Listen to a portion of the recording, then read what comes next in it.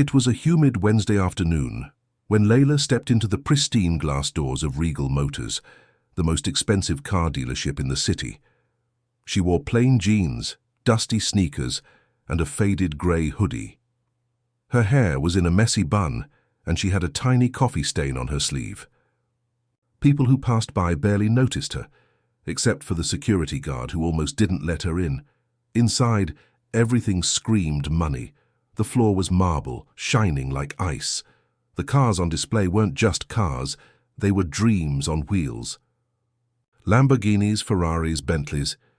Everything looked like it belonged in a billionaire's garage, not in the eyes of a young woman who looked like she walked in from a long shift at a grocery store. Layla wasn't here to buy anything outrageous. All she wanted was to look around, maybe take a test drive. She had her reasons, even if she didn't share them yet. But the moment she walked toward the reception, she could feel the eyes on her, judging, mocking. A sleek man in a navy blue suit approached her. He looked like he belonged in a GQ magazine. His name tag read, Austin, Sales Executive. "Can I help you?" he asked, voice polite, but eyes dripping with condescension. "Yes," Layla said with a small smile. "I was wondering if I could test drive the new Range Rover Velar." Austin blinked. Then he smirked like she'd just asked for a spaceship. "Ma'am, that vehicle starts at $70,000. Do you have an appointment?" "No. I thought I could just—" "We're not a public showroom. We deal with serious buyers." "Here." She blinked, unsure how to respond. "I didn't realize I needed to look like a serious buyer." Another salesman nearby chuckled under his breath. Austin leaned closer. "It's not just about looks, it's about wasting time. If you're not buying, I suggest you check out our used car sister branch down the road." Layla's cheeks flushed. "So you're kicking me out? I'm asking you to leave before you embarrass yourself further." That was it. She nodded slowly, lips pressed tight, and walked out without another word. The glass doors shut behind her with a hiss, like the place was exhaling her out. What Austin didn't know, what none of them knew, was that Layla wasn't just some broke girl off the street. She was the only daughter of Victor Moreno, a billionaire oil magnate known for being private, ruthless in business, and madly protective of his little girl. Layla had grown up far from the spotlight, far from paparazzi and luxury parties. Her father wanted her to understand the real world, to build grit. She didn't grow up in mansions. She grew up in boarding schools and summer camps, learning how to survive without her last name opening doors. And this week, her dad had told her something that changed everything. "Go find the car you want. I don't care what it costs, but pick something that suits you, not my wallet."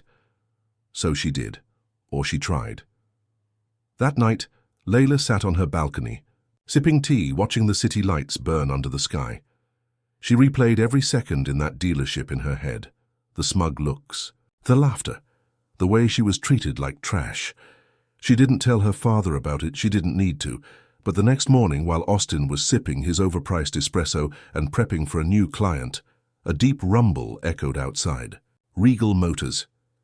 Everyone turned their heads. And there it was, a black Rolls-Royce Phantom, cleaner than sin and shinier than ego, pulled up in front of the glass doors. The driver in a white glove stepped out and opened the rear door. Austin's jaw dropped when Victor Moreno himself stepped out, dressed in a crisp designer suit and eyes colder than winter. He walked in past everyone, straight to Austin. "You kicked out my daughter yesterday," he said, calm and deadly. "Now I'm buying this entire dealership, and I'm going to make sure you're the one who gets escorted out this time." You could hear a pin drop inside Regal Motors. The entire staff stood frozen, like statues in a museum, watching the billionaire in front of them, with wide, panicked eyes. Austin's mouth hung open, his tongue dry as sandpaper.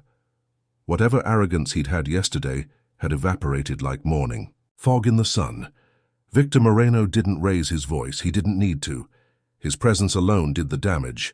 He looked around the showroom slowly, like he was measuring how much of it he was going to destroy or rebuild. Austin finally blinked, snapping out of his frozen state. "Mr. Moreno, I think there's been a misunderstanding." Victor raised a hand. "No, there was no misunderstanding. You looked at a woman, judged her based on her clothes, and threw her out like trash. That woman happens to be my daughter. Do you know how many years I've protected her from men like you?" Austin's face turned pale. Sweat was gathering near his temples now. "Sir, I had no idea. If I'd known who she was—" Victor stepped forward, and Austin instinctively took a step back. "If she was a stranger off the street, you still had no right to treat her like that. What gives you the idea that people without money deserve no respect?" No one dared speak.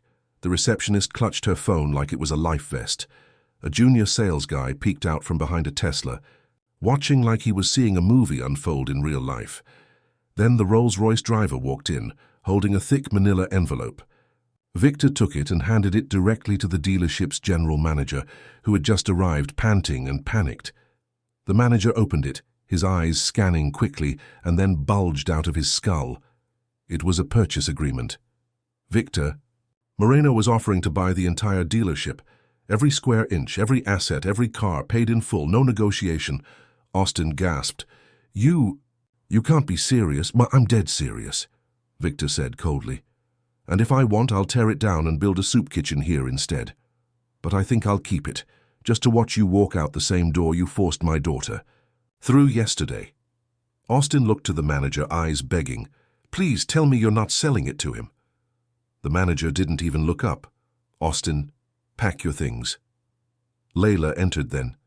She walked in quietly, wearing the same hoodie and jeans as yesterday, but something about her posture was different. She was calm, steady.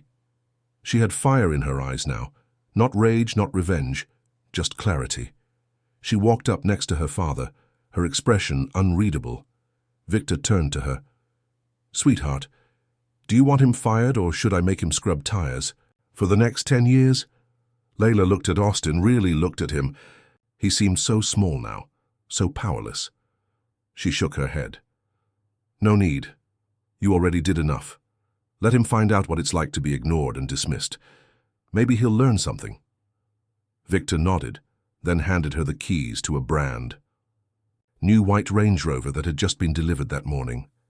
"It's yours," he said, "not because of what happened, but because you still chose kindness when you had the power to crush someone." She took the keys, fingers curling around the cold metal. "Thanks, Dad." They left the dealership as calmly as they came. Layla drove the car herself. The engine purred like a lion, but she drove it slow, steady. Behind them, Austin stood outside, his belongings in a cardboard box. He watched the white Range Rover disappear into the morning traffic. For the first time in years, he understood how it felt to be looked down on, judged, and somewhere deep in his gut it stung. Layla drove with one hand on the wheel, and her thoughts tangled up in silence. The city buzzed around her, but she barely noticed it. The leather seat beneath her was soft, the dashboard sparkled with luxury. And yet, none of it really felt like hers. She wasn't new to wealth. She was born into it. But for years she had chosen to live outside her father's billion-dollar world. And not because she was rebellious or spoiled. It was because of her mother. Victor Moreno had never spoken much about his late wife. Layla only had faded pictures and scattered stories. Her mother had been kind, grounded, a woman who grew up in poverty and never let money change her. Victor loved her fiercely. But the world they lived in had not been kind to her. Rumors, scandals, whispers at galas, gold digger, outsider, nobody. Layla was 13 when her mother took her own life. No note, no final goodbye. Just silence and a broken family. Since then, Layla had made it her mission to never be defined by money. She studied hard, worked part-time jobs, volunteered at shelters, and blended in with people who never cared about her last name. She wore plain clothes, took the subway, lived in a studio apartment far from her father's mansion. Victor hated it, but he respected it. But still, money followed her like a shadow, especially when people found out who she really was. Friends turned fake. Boyfriends got greedy. Employers treated her like royalty or like a threat. That's why the dealership incident wasn't just about a car. It was about how people still saw only the surface, just like they saw her mother, just like they dismissed her before she even opened her mouth. Back at the Moreno estate, Victor watched his daughter with quiet admiration as she parked the Range Rover. "I know you think I overreacted," he said, "but you have to understand something. This world will always try to measure your worth with labels. Rich, poor, beautiful, useless. I won't let them do that to you." "I know, Dad," she said softly, "but I don't want people to fear me because of who you are." Victor's jaw tightened. "Then they better learn to respect you for who you are." Later that night, Layla sat alone on her childhood balcony. The city skyline blinked in the distance like a restless heartbeat. She scrolled through her phone and saw the viral post. Someone had filmed her walking out of the dealership, followed by the Rolls-Royce arriving the next day. Over 2 million views, thousands of comments, half of them praising her. The other half, typical rich girl act. She planned it all for clout. Daddy's money saves the day again. Layla locked her phone and closed her eyes. Even when she stayed quiet, the world never did. But what the internet didn't know, what even Victor didn't know yet, was that Layla had made a decision that morning to step into the public light for the first time ever. Not as Victor Moreno's daughter, but as herself. She was going to tell her mother's story, her real story, and she was going to take down every brand, every person, and every mask that still made women like her mother feel small. It started with a car dealership, but it wouldn't end there. The first thing Layla did was hire Mara, a ruthless but brilliant publicist who was known for turning nobodies into icons and exposing giants in the process. Mara was expensive, cutthroat, exactly what Layla needed. They met in a quiet rooftop cafe the next day. "You want to go public with your story," Mara said, stirring her black coffee without sugar. "Why now?" Layla leaned forward. "Because I'm tired of hiding behind a billionaire's name while the world still steps on women like my mother. If I'm going to live in this spotlight, I want to control it." Mara's dark eyes studied her for a beat. "Fine, but I'll warn you, once you go public, the press won't let you breathe. Every ex, every college dropout, every photo you forgot about, they'll dig it up." Layla nodded. "Then I'll give them something they won't expect. I'm not here to play princess. I'm here to shake this city to its core." And so it began. Layla gave her first interview under her real name, Layla Moreno, daughter of oil tycoon Victor Moreno, but more importantly, the daughter of a woman who was ridiculed and erased because she didn't come from money. She talked about the dealership, yes, but that was just the bait. She talked about how her mother was treated like an accessory in every room, how business partners whispered insults when they thought no one was listening, how women who marry rich men are either called gold diggers or trophies, never humans with minds and hearts of their own. The internet exploded. Thousands of women came forward with their own stories. Wives, girlfriends, daughters, mistresses. Hashtags started trending. Seen not heard. Daughter of the erased. Layla started a foundation in her mother's name, the Elena Project, dedicated to educating and funding women from humble backgrounds to enter elite spaces, law, finance, politics. Not just to join the table, but to flip it over when needed. Victor watched it all unfold with a storm in his chest. Pride, fear, worry. She was poking beasts he had kept at bay for decades. One night, he called her into his private study, the one room she'd rarely been allowed into growing up. It was filled with antique books, oil paintings, and thick mahogany furniture. The air smelled like old cigars and secrets. "How you're making waves, Layla," he said, pouring her a glass of water like it was scotch. "But waves can drown, too." "I'm not scared, Dad." "I know. That's what scares me." He handed her a file. "Your mother was working on something before she died. A report. She never finished it, but I think it's time you read it." Inside the file were handwritten notes, clippings and records, stuff Victor had kept hidden for over a decade. Elena Moreno had been investigating corruption, not just petty corporate scams.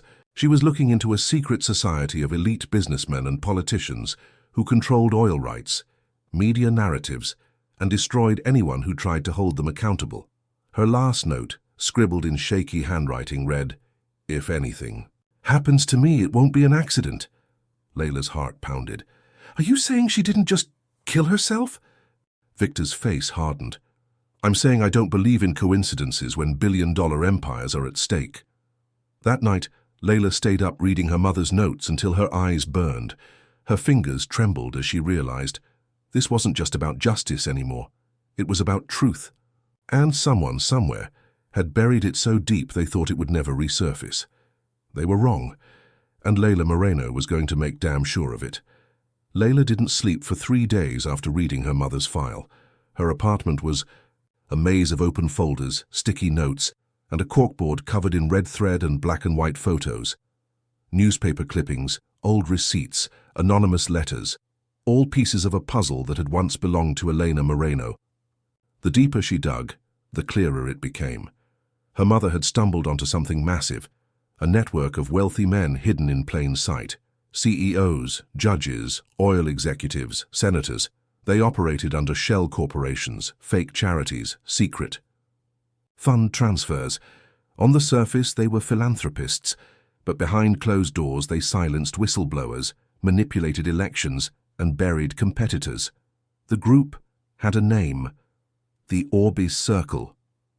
And the more Layla learned, the more convinced she became that they were the ones who silenced her mother. The paranoia started slow. A black SUV that parked near her building every night. A man in a suit pretending to jog past her 3 times in one morning. Her emails glitching. Her phone lighting up with blank calls. Mara warned her. "You're not just poking the bear anymore. You're walking into the cave and lighting a match. You need protection." "I'm not running," Layla replied. "Not this time. But even the brave need backup." So she called Dominic Rhodes, a private investigator who used to work for her father years ago. The man was a ghost, mid-40s, beard like sandpaper, eyes like a soldier who'd seen too much. She met him in a dim cafe at the edge of the city.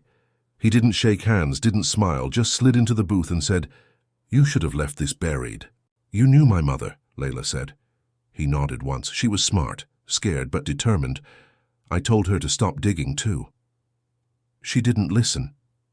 "She died." Layla narrowed her eyes. "You think it was a coincidence?" Dominic looked around the cafe like it could be bugged, then leaned in.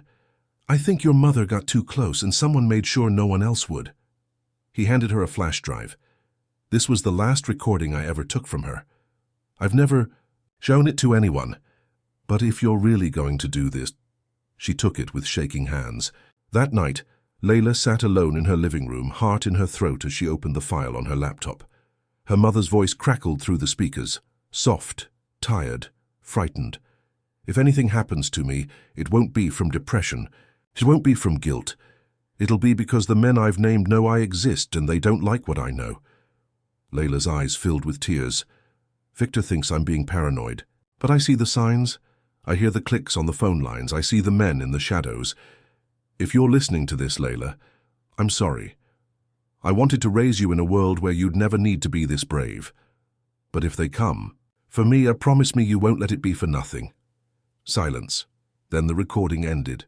Layla sat frozen. Her mother had known this was coming. She had tried to leave a trail, hoping one day someone would be bold enough to follow it. Layla wiped her face. Her heart wasn't just pounding now. It was on fire. She opened a new folder on her desktop, named it Project Elena. Then she opened a live stream window. "Hello," she said to the camera. "My name is Layla Moreno. I'm the daughter of Elena Moreno, and I'm not afraid of the truth anymore." She hit Go Live. Within 10 minutes, 30,000 people were watching. Within 20 minutes, her live stream was taken down. And within the hour, someone tried to break into her apartment. The apartment door cracked open, with a sound that didn't belong. Layla froze, heart punching her ribcage. She was sitting on the couch, laptop still open, the echo of her mother's voice haunting the room. Her phone vibrated once on the table. No name. Just a single text. "Get out. Now." She didn't think. She grabbed her laptop, shoved it into her bag, slipped on her hoodie, and moved fast. No shoes, no time. She bolted down the fire escape just as the front door was forced open from inside. She heard the sound of heavy boots hitting the hardwood floor. By the time they reached the living room, Layla was gone. She didn't go to her father's house. She couldn't. If they were watching her, they were watching him. And she wasn't going to drag Victor Moreno into this. Not until she had proof, solid enough to bury the Orbis circle 6 feet under. She called Dominic. He didn't answer. She called Mara, straight to voicemail. Her mind raced with 1,000 thoughts. Who could she trust now? That night, she slept inside the women's shelter her mother once helped build. No one would think to look for a billionaire's daughter in a shelter with cracked walls and peeling paint. She lay on a metal cot in the corner, listening to the soft breathing of a dozen strangers around her. The world outside kept moving, but inside, Layla felt something shift inside her. She wasn't a victim, she was a storm. The next day, Dominic finally called back. "You're in danger. That wasn't a scare tactic. That was a warning shot." "I figured that out when they kicked in my door," she snapped. "Listen, there's something you need to know," he said. "You're not the only one digging. Someone inside the circle knows your name. I traced a flagged search through a private intelligence firm. They've been tracking you for weeks." Layla clenched her fist. "Who?" "I don't know. Yet. But here's the twist. You've got a mole. Someone close to you is feeding them your moves." Layla went cold. "Close to me? Like who?" "I've got 3 names. And you're not going to like them." A pause. "First is your publicist, Mara. Her firm once did reputation repair work for 2 men named in your mother's files. She might have gone clean since, but that's a red flag." Layla swallowed. "Second, your father's lawyer, Gregory Pierce. He was part of the legal cleanup crew after Elena's death. That man knows more than he lets on." Layla's voice dropped. "Third." Dominic hesitated. "Victor himself." Silence. Layla stood frozen in the middle of the shelter hallway, staring at the cracked floor. The idea that her father, the man who defended her, the man who bought a dealership in her name, could be tied to the people who killed her mother. It made her stomach twist. "No," she whispered. "No. He loved her." "Maybe he did," Dominic said. "But love doesn't erase guilt or secrets." That night, Layla met with Mara under the excuse of rebuilding her brand. She watched her closely, how she spoke, how she avoided questions about the livestream takedown, how she flinched when Layla mentioned the name Orbis. Something didn't feel right. But before Layla could push harder, her phone buzzed. Again, this time a voicemail from a blocked number. She pressed play, Victor's voice, weak, unsteady. "Layla, don't come home. They've gotten to me. I was trying to protect you, but it's too late. They're not just watching anymore. They're inside. I'm so sorry, sweetheart." Click. The message cut off mid-breath. Layla's hands trembled as she clutched her phone. Her father, Victor Moreno, was now either a hostage or worse, and she had just become Orbis Circle's biggest threat. She left the shelter before sunrise. No goodbye, no trace, just silence and a burning purpose in her chest. Layla had spent her entire life running from her family's name, but now she was going to use it like a weapon. If her father was truly caught in Orbis's grip, then he was either a pawn or a prisoner. Either way, she had to move, fast. She met Dominic in an abandoned parking garage just outside the city, where privacy still existed in the form of echoing shadows and broken lights. He handed her a burner phone, 2 flash drives, and a name. Elliot Kane. "Who the hell is that?" Layla asked. "He's the face behind the curtain," Dominic said. "Elena got close to him once. He disappeared right after she died. He's resurfaced under a different identity. Goes by Dr. Alaric. Vaughn now, philanthropist, think tank genius, public saint, private monster." "And he's Circle?" Dominic nodded. "One of the originals. They had to act fast because Victor Moreno's mansion wasn't just at risk anymore. It was compromised. Layla didn't enter the front gates. She came through the woods. She remembered the back trail from her childhood, how she used to sneak out during boarding school breaks and climb over the stone wall barefoot. This time, her feet were quiet, her hands steady, her heartbeat like thunder. She reached the old garden entrance, climbed through a gap in the fencing, and snuck through the greenhouse until she spotted movement in the east wing. 2 men, suited, armed, not staff, not friends. She crouched and called Dominic. "They're here inside." "Then listen," he said. "Your father kept a panic room beneath his study. If he's alive, that's where he is." Layla moved fast, through hedges, past stone fountains, up the back stairs. She knew every creak in those floors, every blind spot in the camera system. Inside the study, the air was heavy. The room hadn't changed in years, still full of thick books, old maps, and the scent of leather and cigars. But now it was layered with fear. She pulled back the rug, revealing a faint seam in the floorboards. A hidden latch. Just like Victor. Told her when she was 10, she knocked once, then twice, nothing. Then a soft knockback, she opened the hatch. Victor was inside, blood on his forehead, breathing hard but alive. He reached for her with shaking hands. "Layla." "Dad, it's me. It's okay." "They know you're here," he rasped. "They're not going to let you leave." "What do they want?" "They want to erase everything your mother found. They think if they get to me, they can scare you into silence." She helped him up, wincing at how fragile he looked. "They're wrong," she whispered. But the minute they opened the study door, 2 men stood waiting with guns raised. Layla froze. One of them smirked. "You should have stayed invisible, Ms. Moreno." Before she could answer, gunshots rang out, not at her, at them. Dominic appeared like a ghost from the hallway, his silencer still warm. He didn't speak, just nodded and motioned for them to move. They escaped through the side corridor Victor had once used to sneak out during affairs. Ironic, Layla thought bitterly. How secrets always found their way back around. They made it to Dominic's truck. Tires screeched. Bullets hit the metal like hail. Layla crouched, her father bleeding in the back seat. Dominic driving like hell was behind them, because it was. Later, at a hidden safe house outside the city, Victor lay unconscious on a makeshift cot, while Dominic paced and Layla stared at the wall, at everything she now knew. They had a name, a face, a lead, but it came with a cost. Victor was alive, but barely. Mara was missing. The media had turned against Layla overnight, accusing her of staging the dealership stunt, manipulating the public, and using manufactured trauma for attention. The circle was rewriting the narrative in real time. But Layla wasn't done. She opened her laptop, inserted the flash drive and pulled up her mother's full report, the version she hadn't dared to look at until now. And there, buried in encrypted files, was something no one had seen yet. A photo, a meeting, 5 men, suits, smiles, champagne. One of them, Elliot Kane, a.k.a. Dr. Alaric Vaughan.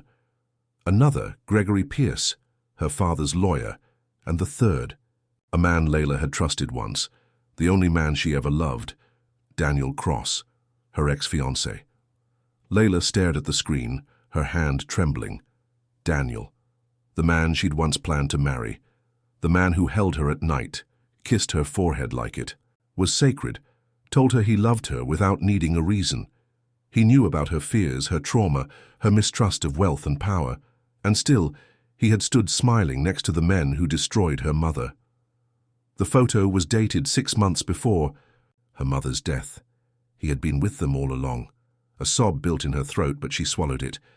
Tears were too soft for what needed to be done now. This wasn't heartbreak, it was war. Dominic returned with updates. Gregory's fled the country. They moved him last night, private jet, Mexico City. "And Daniel?" Layla asked, her voice sharp and dry. Dominic hesitated. Still in the city, still playing innocent, running his new non-profit, funded by a shell company tied to Orbis. Layla stood. "Then he's our way in." Victor, now conscious and stable, tried to stop her. "You don't need to go through him. Let me handle it." "No, Dad," she said. "This isn't about you anymore, or even Mom. This is about me, and what I become after all this ends." Layla dressed plainly. Black pants, hoodie, no makeup. Just like the woman they laughed at in the dealership, but this time she carried power like a dagger under her skin. She showed up at Daniel's office unannounced. The receptionist froze. "Miss Moreno, I'm not here for a meeting," she said. "Tell him I know." 5 minutes later, Daniel stepped into the hallway, pale but trying to play it cool. He gave her that same fake warm smile she once thought was real. "Layla, I wasn't expecting—" She slapped him across the face. The sound echoed. Daniel stumbled back, stunned. "What the hell? You stood next to my mother's killers," she hissed. "You smiled with them. You worked with them. I didn't know. You knew enough and you said nothing. You loved me. But you still chose your comfort over her truth." He sighed. "It wasn't like that. I was in too deep before I even met you. I tried to get out." "But you didn't," she whispered.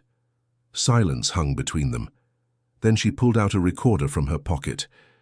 "You're going to help me, Daniel. You're going to give me names, accounts, meeting records, or I swear I will burn every bridge you've ever built and drag you down with them." His hands trembled. He looked at her like he was seeing her for the first time, not as a lover, but as a threat. She walked out without another word. That night, Layla went live again, but this time not from her laptop. She had hacked into a broadcast stream. Mara had resurfaced and, with guilt in her eyes, handed Layla a way in. Her live, uncensored, global reach. One chance to say it all before they silenced her for good. Layla stood in front of a camera and exposed everything. The circle, the corruption, the photo, the fake charities, the offshore accounts, the shell, corporations, the smear campaigns.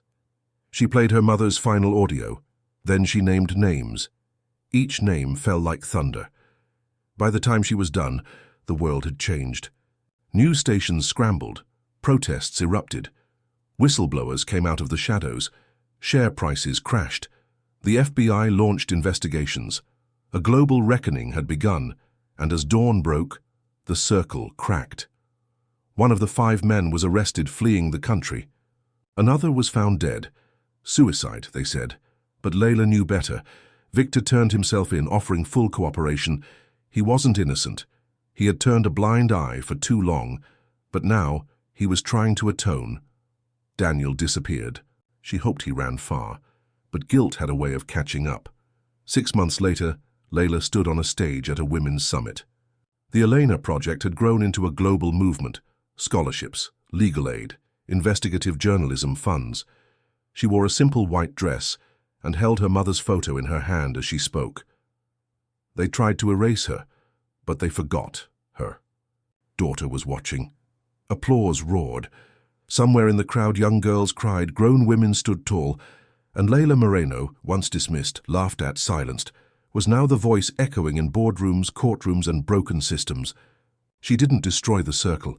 She lit the match, and the world watched it burn.